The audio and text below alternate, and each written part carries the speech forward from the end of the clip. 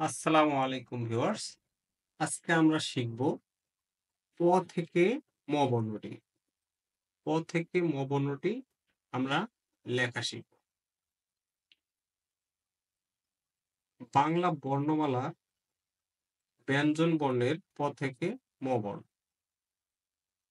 তো প্রথমে আমরা প বর্ণটি লিখব। প বর্ণটি লিখলাম এবং প বর্ণটি কিভাবে ভেঙে লিখতে হয় তা আমরা শিখব। প্রথমে লিখলাম এবং শেপ দিলাম। তারপরে আমরা পূর্ণ বর্ণটি লিখব প। তারপরে আমরা লিখব ফ বর্ণটি।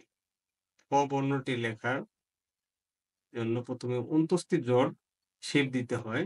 তারপরে মাত্রা দিব।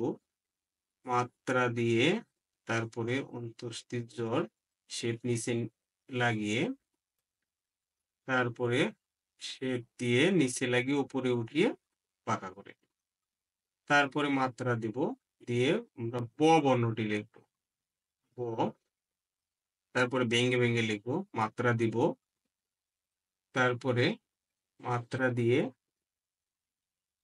নিচে নিয়ে এসে তারপরে মাত্রা দিব। মাত্রা দিয়ে নিচে নিয়ে এসে উপরে লাগিয়ে দেব। ভ। তারপরে আমরা ভ বর্ণটি লিখব। ভ। ভ বর্ণটি আমরা ভেঙে লিখব। মাত্রা দেব। তারপরে একটু ঘুরিয়ে উপরে মাত্রা দেব। একটু ঘুরিয়ে নিচে পাকা করে উপরে উঠাই দেব। তারপরে আমরা ম বর্ণটি লিখব। ম বর্ণটি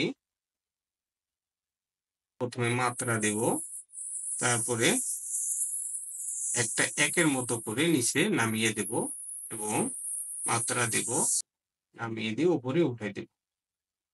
বর্ণ ম। সবাইকে ধন্যবাদ ভিডিওটি দেখার জন্য।